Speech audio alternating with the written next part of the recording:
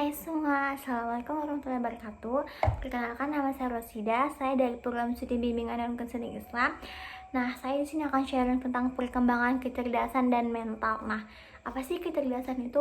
Nah, kecerdasan itu dalam psikologi itu kemampuan untuk belajar dari pengalaman, beradaptasi dengan situasi yang baru. Kemudian dengan menggunakan pengetahuan tersebut itu untuk menciptakan hasil yang diinginkan. Nah, kecerdasan itu merupakan kombinasi dari beberapa keterampilan seperti pemecahan masalah, pemahaman konsep abstrak, kemudian berpikir dengan kritis. Nah, kemudian perkembangan mental.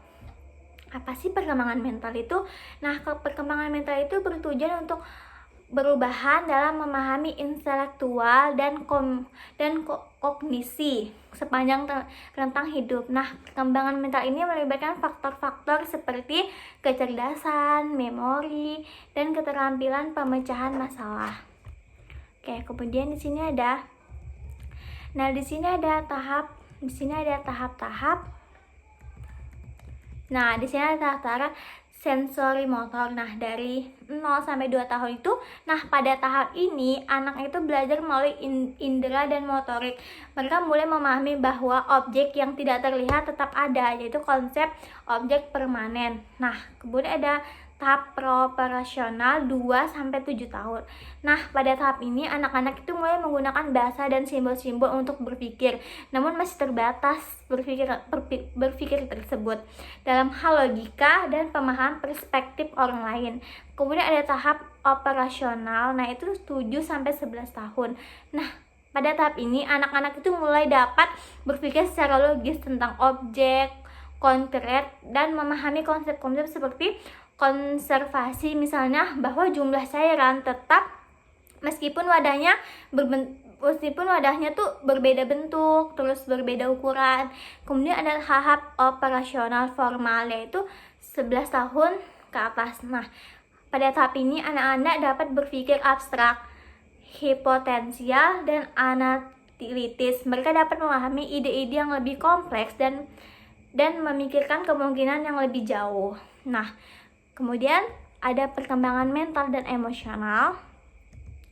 Nah, perkembangan mental dan emosional ini berkaitan dengan kemampuan individu untuk memahami dan mengelola emosi mereka sendiri serta berinteraksi dengan orang lain. Nah, sini ada beberapa aspek penting, yaitu kemampuan regulasi emosi. Nah, pada awal kehidupan bayi itu misalnya nih ya, usia 3 hingga 5 tahun itu belajar untuk mengenali perasaan seperti marah atau sedih, dan mungkin mulai menggunakan kata-kata untuk mengekspresikan perasaan mereka. Nah, kemudian ada perkembangan empati. Nah, perkembangan empati ini kemampuan untuk merasakan dan memahami perasaan orang lain berkembang seiring bertambahnya usia anak tersebut. Nah, anak-anak mulai mampu menunjukkan empati. Nah, ini contoh ya, misalnya merasa kasihan pada teman sekolah, merasa kasihan pada teman yang mungkin dibully atau apa. Nah, itu tuh sifat empati anak-anak. Nah, kemudian ada teori perkembangan emosional Erik Erikson. Nah, itu tuh perkembangan psikologi yang membagi kehidupan manusia menjadi 8 tahap. Kemudian di sini ada faktor-faktor apa saja sih? Di sini kita akan ngebahas tentang faktor yang mempengaruhi perkembangan kecerdasan dan mental. Nah, di sini ada beberapa faktor. Yang pertama itu genetik dan biologi. Nah, faktor ini tuh berperan dalam kecerdasan dan kemampuan kognitif dasar anak. Nah, misalnya anak dengan orang tua yang memiliki kemampuan kognitif tinggi mungkin memiliki potensi kecerdasan yang lebih besar. Namun, faktor genetik ini tidak sepenuhnya menentukan lingkungan yang berperan besar. Kemudian ada lingkungan sosial. Nah, teori ini tuh keluarga, teman, terus budaya memiliki pengaruh besar pada perkembangan mental dan sosial anak. Anak-anak ini tumbuh dalam lingkungan yang mendukung dan penuh kasih sayang, memiliki perkembangan emosional yang lebih sehat. Kemudian ada pendidikan dan pengalaman.